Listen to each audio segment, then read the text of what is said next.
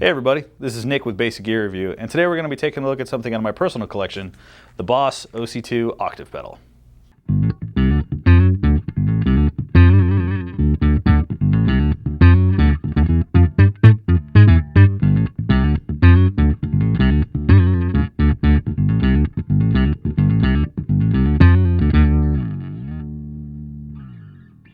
As many of you may already know, the Boss OC-2 Octave pedal is a pretty highly sought after octave pedal for a lot of bass players. It was actually one of Prince's favorite octave pedals, especially when he would play guitar. It's equally as happy at home with guitar players than it is for bass players, which is why it's gotten the reputation that it has. There's a couple iterations of this one. The original version was made in Japan and it was referred to as the Octave with an R at the end of it. It's still the OC-2, and that one uses slightly different components. I guess it's got a more distinct tone, but it's much harder to get a hold of. If you can get a hold of an octave pedal these days, they do float around the market and they have a really signature sound.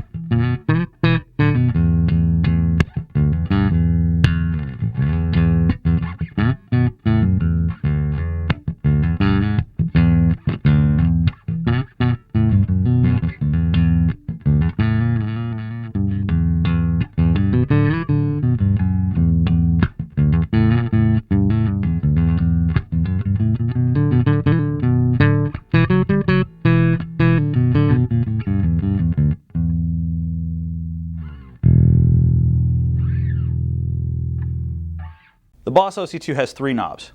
It has one knob to control the first octave down, it has another knob to control the second octave down, and then it has a third control to control your wet and dry signal. A really popular setting is to keep it at 12 o'clock.